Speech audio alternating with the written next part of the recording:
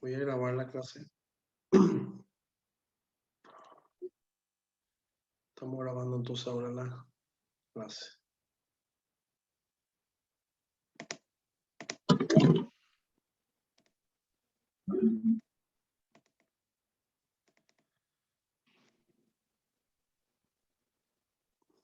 Yo creo que más nadie va a entrar, ¿verdad? Solamente hay 14 personas.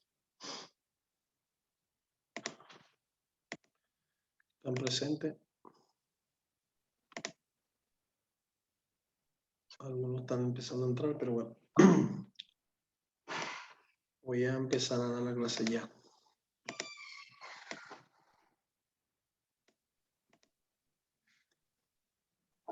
Bueno, continuando un poco los temas de las patologías, evidentemente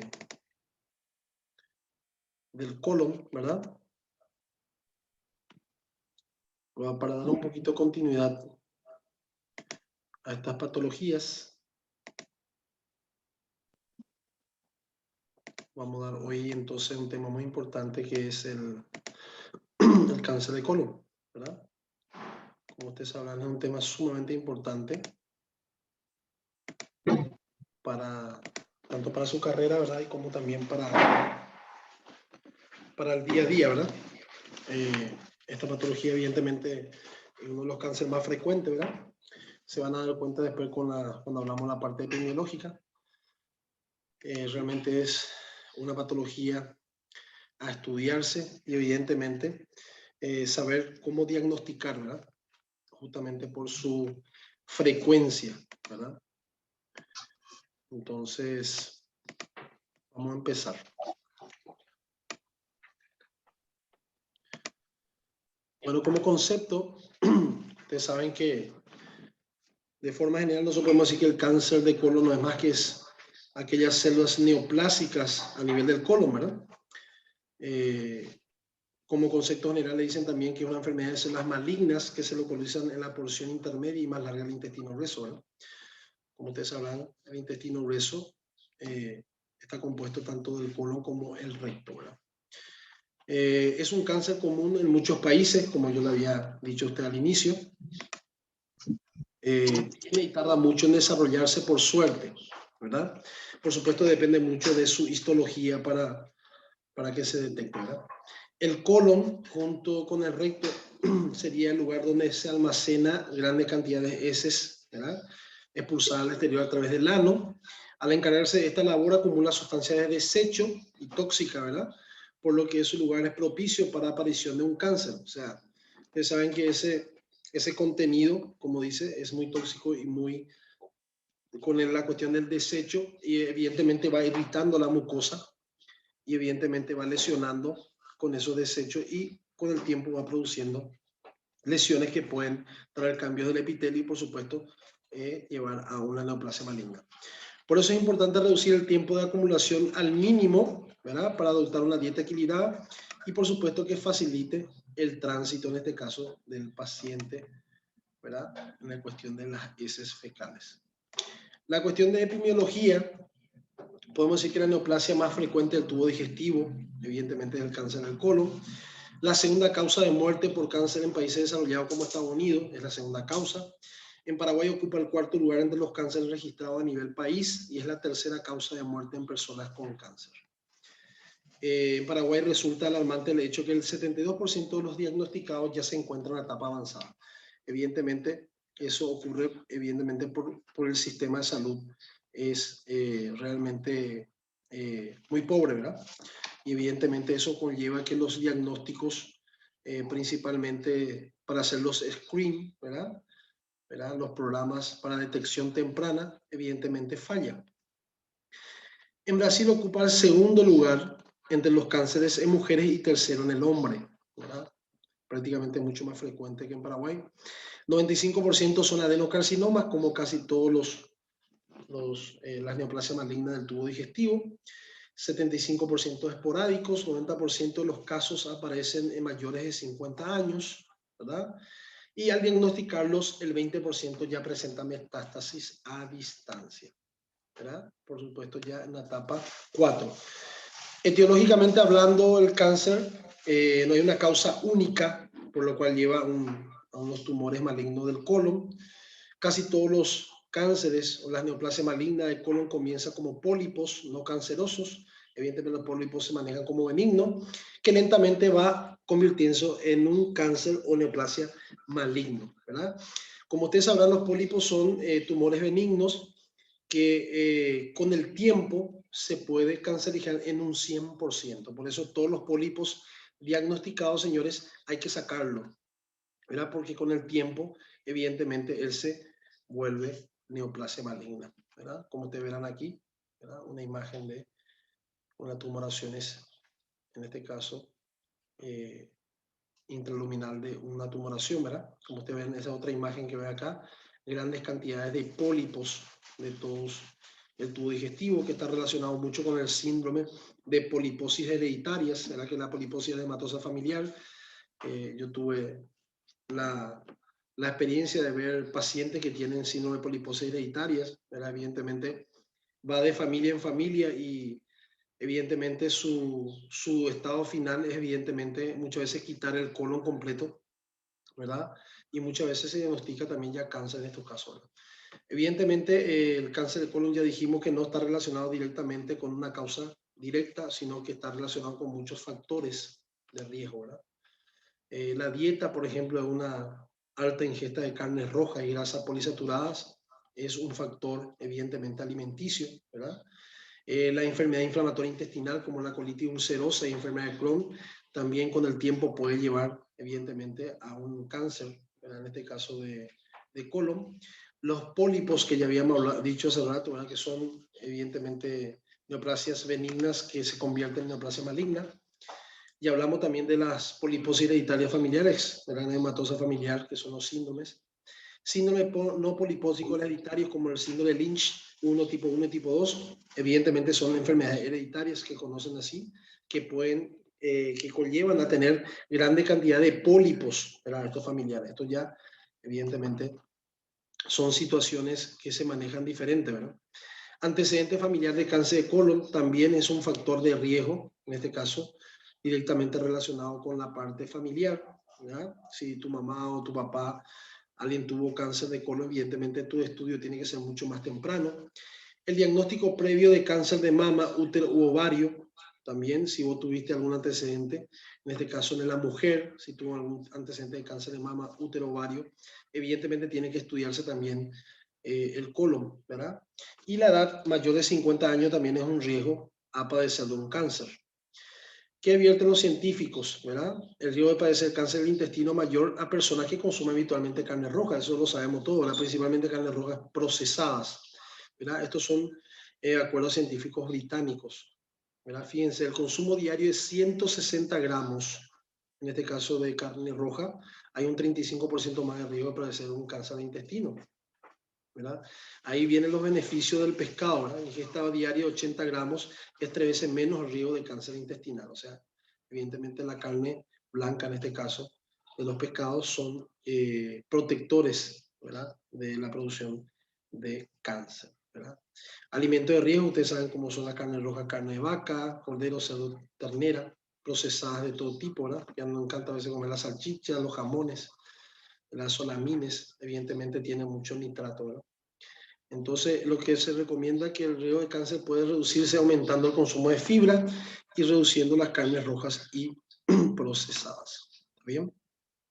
Entonces, ¿cuáles son las vías de diseminación de este neoplasia maligna? ¿Verdad? Hay una vía linfática, ¿verdad? Que es la muscular de la mucosa, es el límite anatómico de estos vasos linfáticos.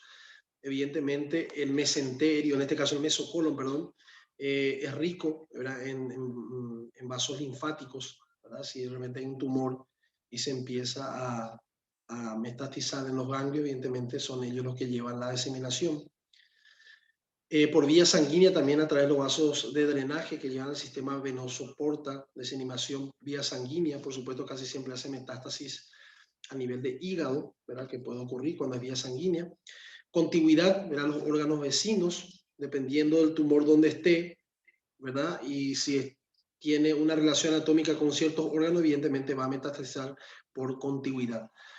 Siembra peritoneal, evidentemente, cuando este tumor ya pasa a una etapa, un T4, que el T4 ya, evidentemente, ya llega a nivel de la serosa y pasa a la serosa, evidentemente, esta siembra, en este caso, se desprende y evidentemente puede producir metástasis a nivel peritoneal, ¿verdad?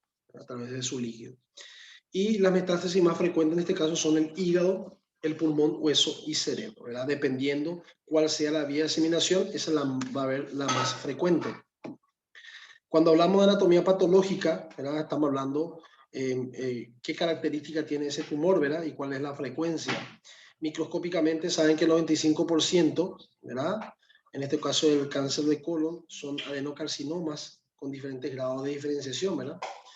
Que tenemos diferentes grados de diferenciación, que hay que hacerlo también eso, ¿verdad? Después están los adenocarcinomas mucinosos, ¿verdad? Que son menos frecuentes entre los cánceres, en este caso los neoplasias malignas, y los adenocarcinomas escamosos, ¿verdad? Son raros y suelen afectar la unión recto-anal, ¿verdad? Casi siempre, ¿verdad? Que son los carcinomas epidermoides, ¿verdad? Que son conocidos en este caso, que son más frecuentes a nivel anal, ¿verdad? Que están en relación mucho también con el esófago superior. Recuerden que el esófago superior y medio son los frecuentes también los adenocarcinomas escamosos o epidermoides, ¿verdad? Pero de forma general, microscópicamente el tubo digestivo se comporta y los más frecuentes son los adenocarcinomas. Macroscópicamente, ¿cómo se ve esos tumores? ¿Verdad? Se ven formas anulares, vegetantes, infiltrantes, estenosantes o ulcerados. Son diferentes formas de que uno puede ver el tumor, ¿verdad? Y uno siempre al ver esas características, nosotros tenemos evidentemente que tener en cuenta, ¿verdad? Aquí están las localizaciones, señores, ¿verdad? En este caso, vemos que la localización más frecuente, por ejemplo, de los tumores de colon, como te ven aquí, ¿verdad? El más frecuente de todos es el sigma, ¿verdad? Representa prácticamente un 35%. Y después le sigue el ciego, ¿verdad? Que en este caso sería el lado derecho, ¿verdad? Un 22%. Después, en este caso, le seguiría ya, en este caso, el recto, ¿verdad? Pero el recto en este caso no es el colon, sino sería parte del intestino grueso. Después le seguiría en este caso, evidentemente, el colon ascendente, ¿verdad? Después el transverso y el descendente, ¿verdad? Que son menos frecuentes en este caso los tumores de colon. O sea que si nosotros unimos el recto con el sigma, prácticamente representan un 50% de los tumores del intestino grueso, ¿verdad? Y si unimos el recto sigmoide con el ciego, prácticamente está representado entre un 72, ¿verdad? Evidentemente 70%. Muy bien. Como ustedes verán, si le preguntan cuál es la localización más frecuente de los tumores, o los, en este caso neoplasia maligna, ¿verdad? Del colon, evidentemente es el sigma. Ahora, ¿por qué ustedes creen que es el sigma? ¿Hay realmente factores relacionados con eso o no? O de acuerdo a lo que yo dije hasta ahora, ustedes pueden sacar una conclusión de por qué es el sigma. ¿Alguien me puede responder?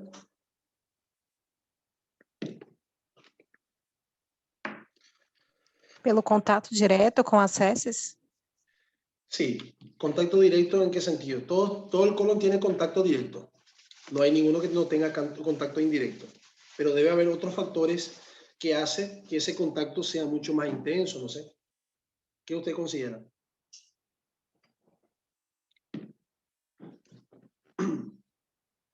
Evidentemente tiene relación con el contacto, ¿verdad? Las heces fecales.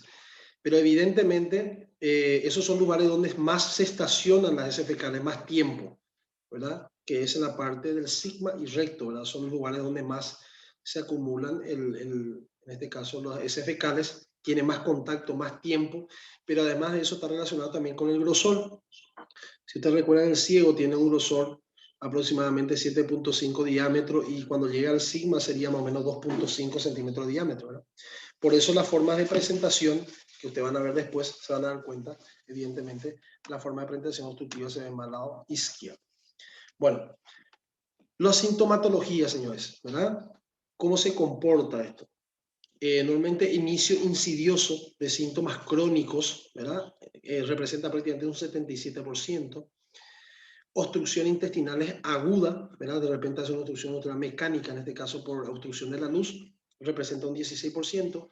Y una forma de presentación ya perforativa, ya que puede llegar a un T4 y evidentemente perforarse un 7%. Por suerte, esa forma de presentación es menos frecuente, pues sería mucho más grave. O sea, la facilidad que tenemos y la suerte que tenemos que los tumores del colon, en este caso la neoplasia maligna, se ve más de forma crónica insidiosa, ¿verdad? Entonces, los síntomas más comunes, que dolor abdominal un 44%, evidentemente son de carácter tipo cólico, cambios del hábito intestinal un 43%, ¿verdad? Casi siempre cuando se comporta de forma de presentación obstructiva. ¿Qué quiere decir cambio de hábito intestinal? Hay momentos que ustedes defecan bien, hay otros no, a veces tienen dificultades, ¿verdad? A veces tienen tipo heces acintadas, ¿verdad? Como una forma de una cinta afinada. Hematoquesia o melena en un 40%.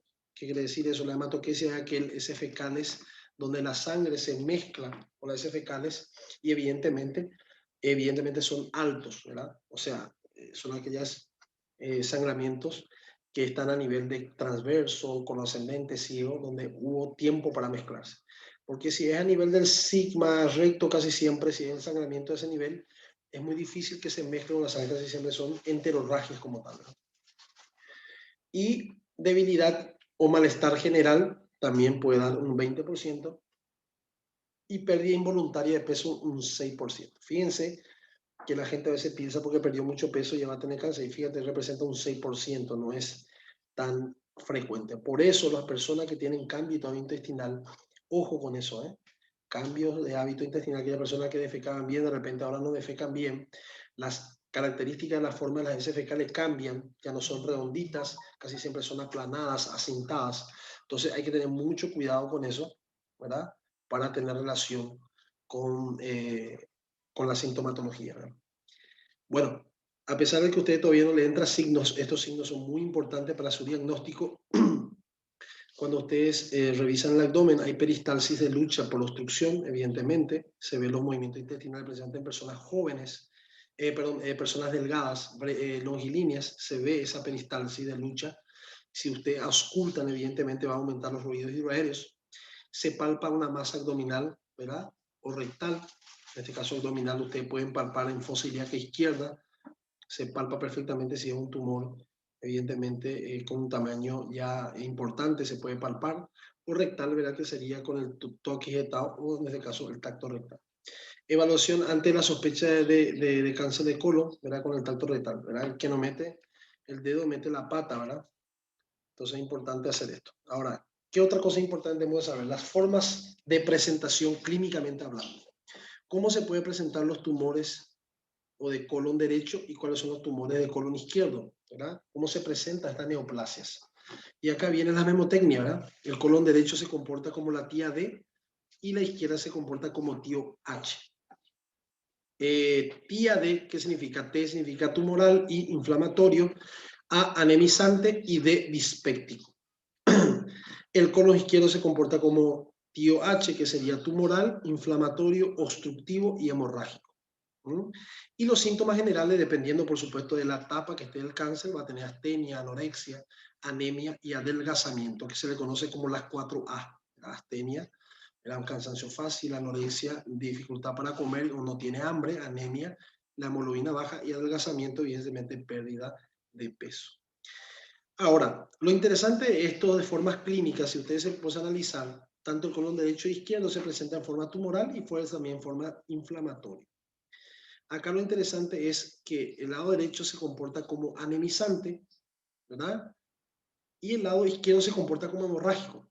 Ahora la pregunta es lo siguiente, ¿por qué el lado derecho se comporta como anemia y el lado izquierdo se presenta como hemorrágico y no da anemia? ¿O por qué el lado izquierdo se comporta como obstructivo y el lado derecho no? Se comporta como dispéptico. La forma más difícil de vos reconocer un cáncer dispéptico en la dispepsia es sensación de náusea, sensación de repletez, aerofagia. Son síntomas que cualquier cosa puede tener. Imagínate, usted tiene eso y va a pensar que es un cáncer.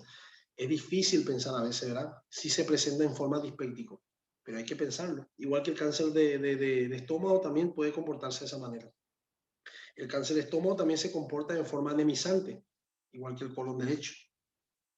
Entonces, lo interesante de estas formas clínicas es lo siguiente, como yo le dije, ¿verdad? ¿Por qué el lado derecho da anemia y el lado izquierdo sangra y no da anemia? Y se supone que el lado derecho no sangra y da anemia. ¿Cómo es la cuestión acá? ¿Qué usted considera?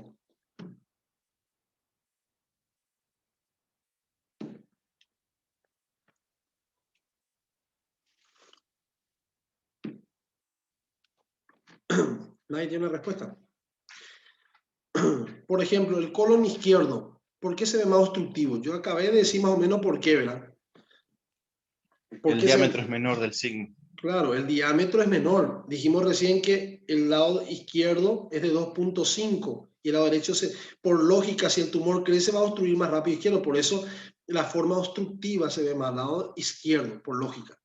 Ahora, ¿por qué el lado izquierdo es hemorrágico, no hay anemia, y el lado derecho hay anemia? Y supuestamente no hay hemorragia.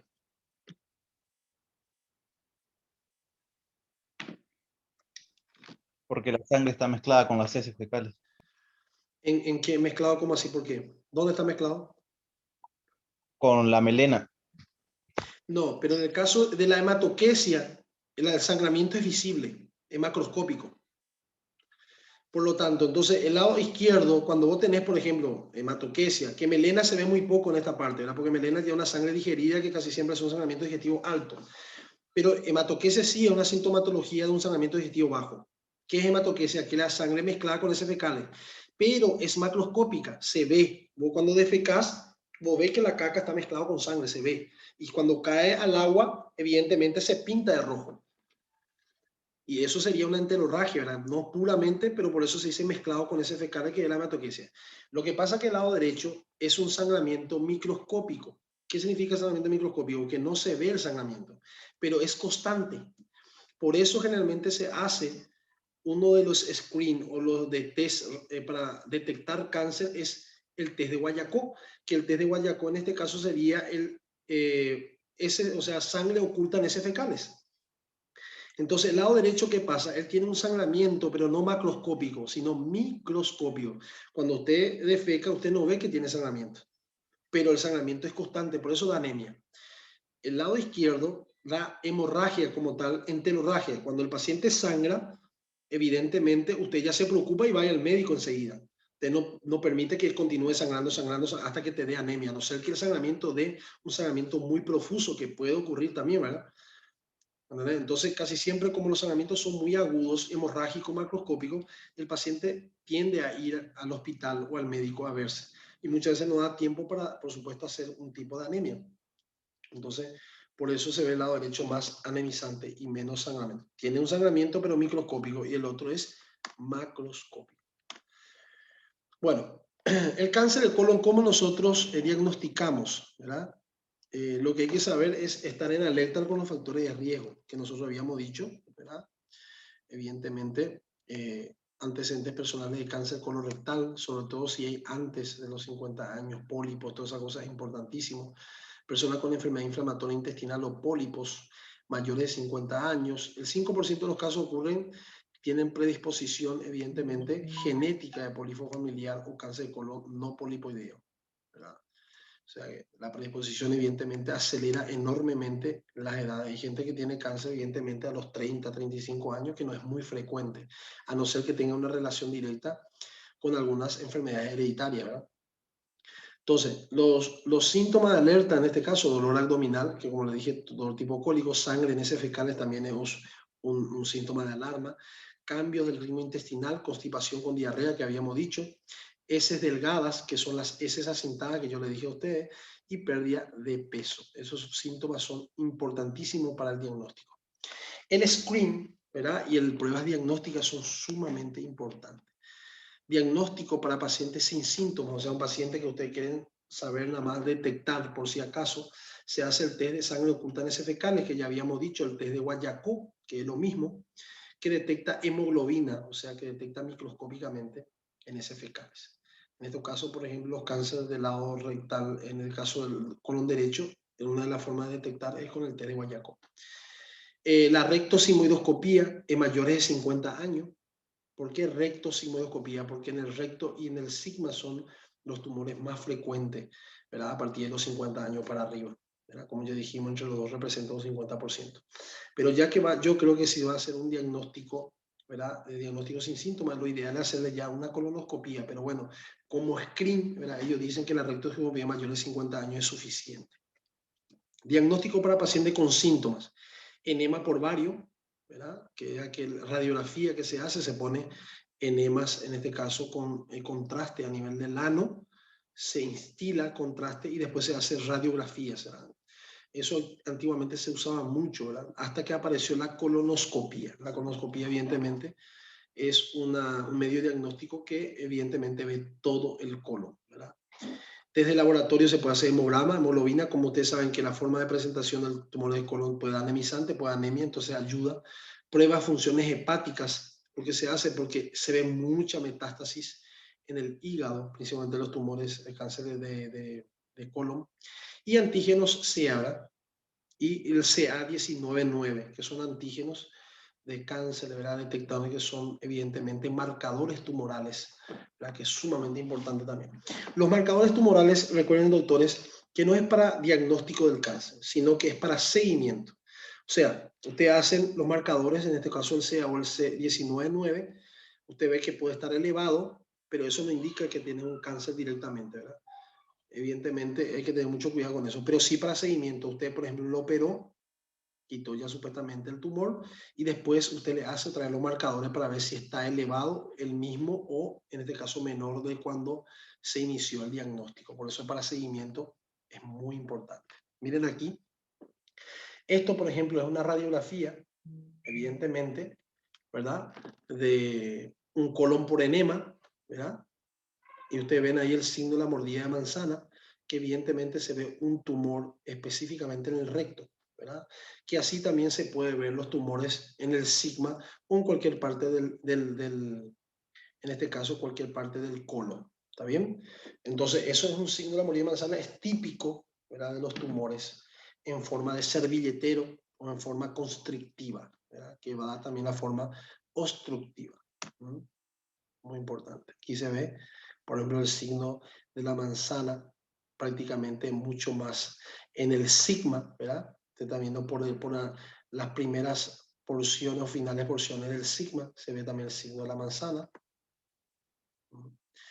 La endoscopía inferior, o también conocida como anocopía, rectosigmoidoscopía o colonoscopía, que es el completo hasta el cielo, ¿verdad? Adenoma gigante del sigmoide, como ustedes están viendo en esa parte, son adenomas. Se puede extraer el tejido del colon para examinarlo, por eso la forma de diagnosticar los cánceres de colon, ¿verdad? El gold estándar, en este caso, para diagnóstico, evidentemente, ¿verdad? Localizado sería la colonoscopía, ¿verdad? Porque ustedes pueden tomar muestra también y a veces pueden hacer tratamientos. Si tienen pólipos, ¿verdad? Ustedes ya lo extraen ese pólipo y hacen tratamiento también, ¿verdad?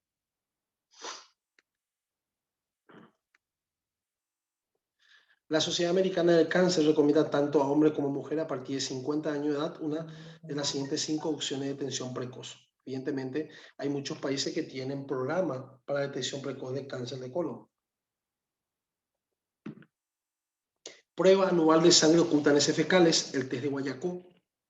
Se puede hacer anualmente a partir de los 50 años para arriba. La sigmoidoscopía flexible cada 5 años. Prueba anual de sangre oculta en heces fecales más sigmoidoscopía cada 5 años. Se puede dar también como opción.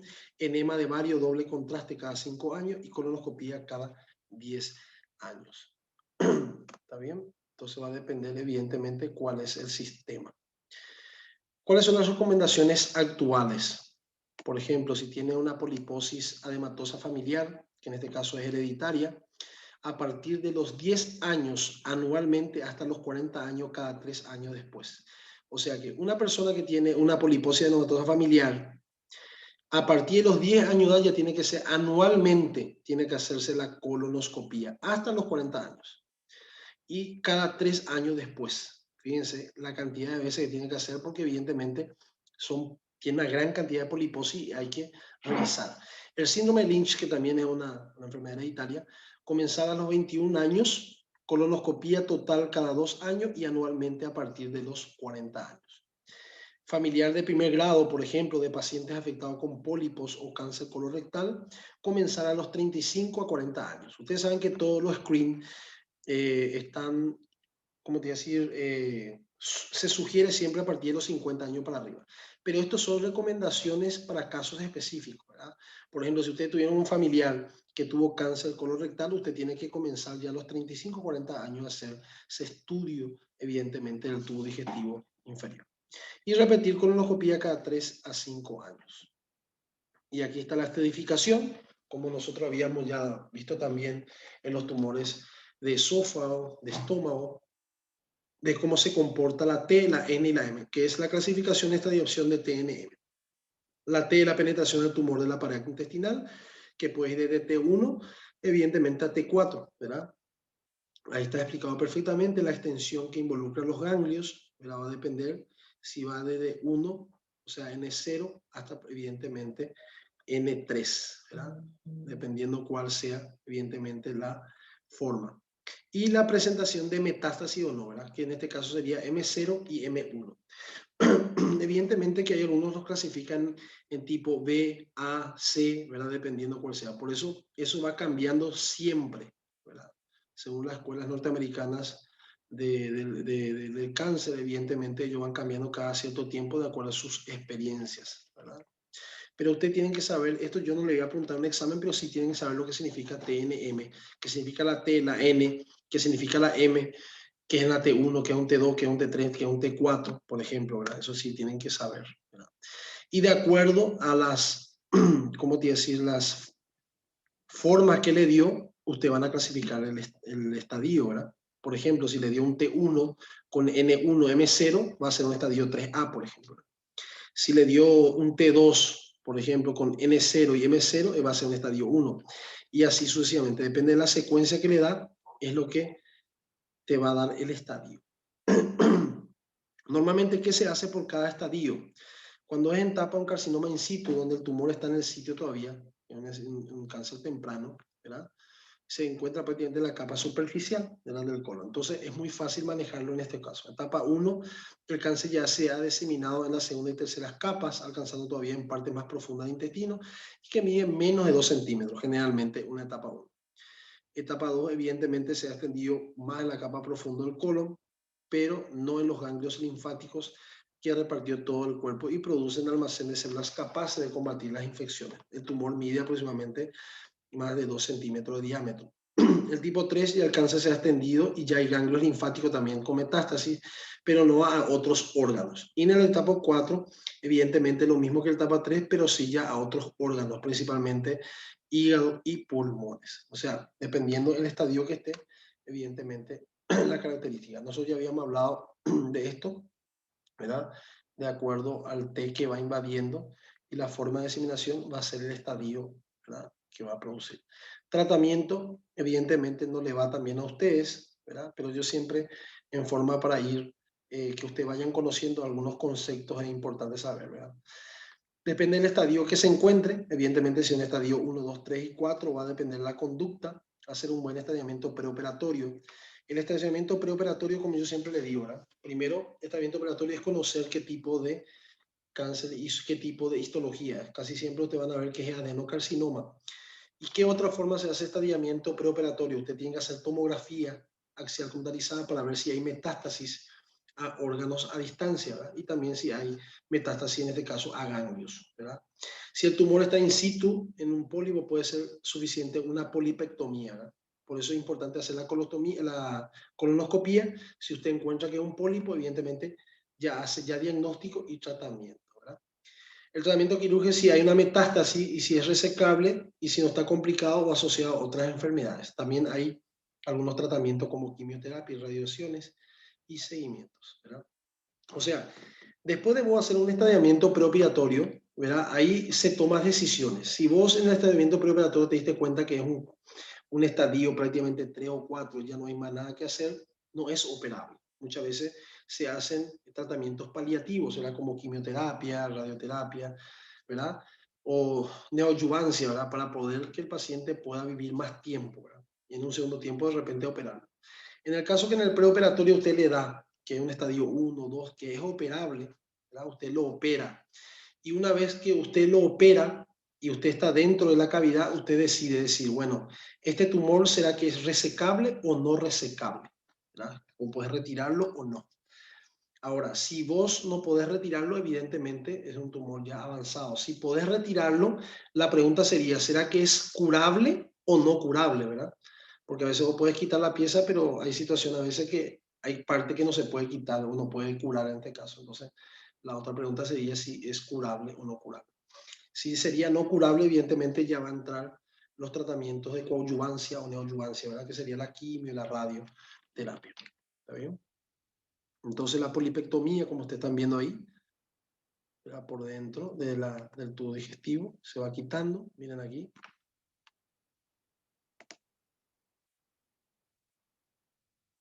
Para que ustedes vean las tumoraciones que se encuentran. Miren aquí. Prácticamente se hizo una hemicolectomía derecha, que la hemicolectomía derecha en este caso simples es nada más quitar prácticamente entre 10 a 20 centímetros del hilo terminal y por supuesto a las primeras porciones del transverso. Eso sería una hemicolectomía derecha, ¿verdad? Y evidentemente una anastomosis iliocólica, término terminal, ¿verdad? O puede ser también término lateral, dependiendo qué tipo de anastomosis hace. Acá, como ustedes verán, se hace la transversotectomía, que es quitar parte del transverso, y evidentemente se hace una anastomosis término-terminal, ¿verdad? Aquí está una hemicolectomía izquierda, simples, como ustedes ven, se le quitan parte de finales del transverso y partes de inicio del sigma, ¿verdad? Y se hace una anastomosis colorectal, ¿verdad? Acá están las diferentes técnicas que se hacen. Por supuesto, después de esta certificación preoperatoria que yo había dicho a ustedes, es la que nos indica la conducta y terapéutica a seguir según el estadio, se realiza esta certificación postoperatoria determinada por la anatopatólogo, quien describe el tamaño y la invasión de la lesión y la presencia de los ganglios linfáticos regionales. O sea que, una vez que usted, como yo le dije a ustedes, usted quita la pieza, el patólogo, muchas veces en el transoperatorio, usted puede mandar la pieza y ver si realmente se pudo retirar todo el tumor, ¿verdad? Eso depende mucho del hospital, del nivel de hospital que usted tenga, ¿verdad? Si usted no tiene un patólogo que pueda haber transoperatorio, evidentemente hay que cerrar la cavidad, mandar estudiar ese tumor y dependiendo del resultado, evidentemente el paciente tiene que volver a operarse o no, ¿verdad? Dependiendo. Por eso se hace un estadiamiento postoperatorio. Como ustedes ven ahí, este tumor tiene grandes cantidades de pólipos. Los seguimientos que se hacen los pacientes, los controles, evidentemente es muy riguroso, ¿verdad?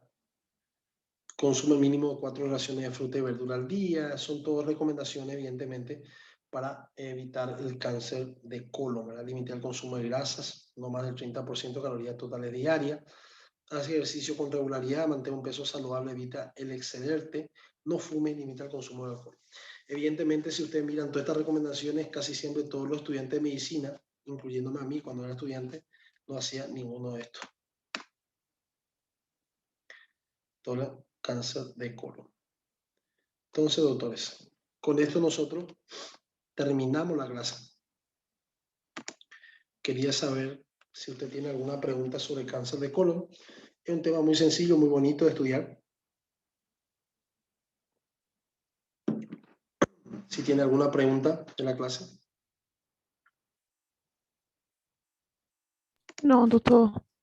No, doctor. Bueno, si no es así, entonces, doctores, terminamos la clase de hoy. Como le dije, una clase bastante sencilla, una clase muy bonita de estudiar. Doutor, Sí. o senhor pode pedir para a Luz colocar, não sei se é o senhor que coloca, os materiais da aula passada? No, soy yo que coloco. Ah, tá. Yo todavía no actualicé nomás. Tengo que actualizar.